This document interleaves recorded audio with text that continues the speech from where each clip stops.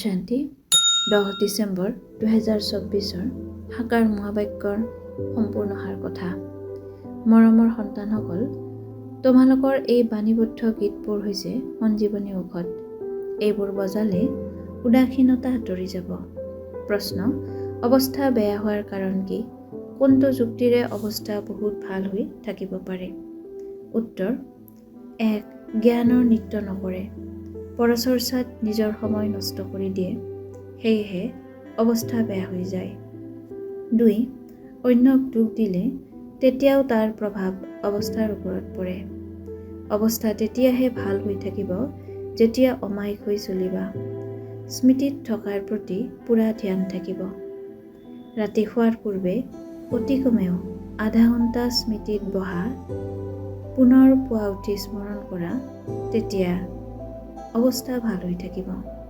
গীত: কোন আয়া মেৰে মন কে দুৱাৰে, কোন আহিল মোৰ মনৰ দুৱাৰ তৰিলে। ধাৰণাৰ বাবে মুখ্য সাৰ: 1. পুৰণি আৱৰ্জনাৰ বিনাশী বস্তুৰ প্ৰতি মমত্ব ৰাখিব নালাগে।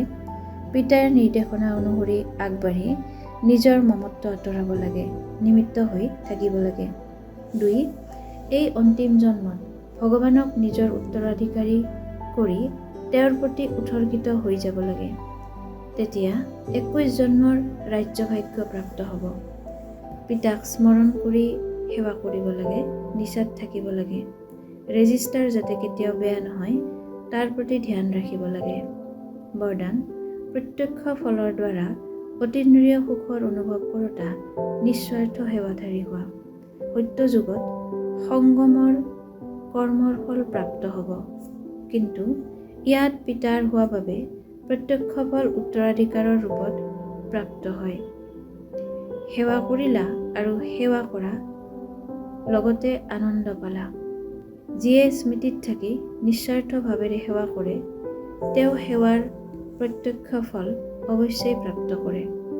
প্ৰত্যক্ষ ফলেই সতেজ ফল দিয়ে, যিয়ে সৰ্বদা স্বাস্থ্যৱান কৰি তোলে। যোগযুক্ত যথাৰ্থ সেৱাৰ ফল হৈছে আনন্দ, অতীন্দ্ৰিয় সুখ আৰু ডাবল লাইট অনুভৱ।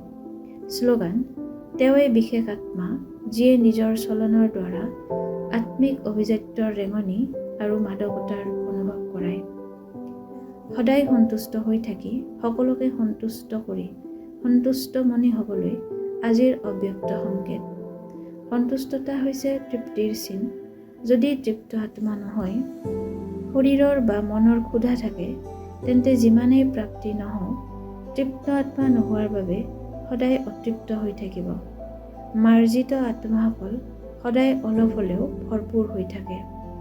য'ত পূৰ্ণতা আছে ত'ত সন্তুষ্টতা আছে। ওম শান্তি।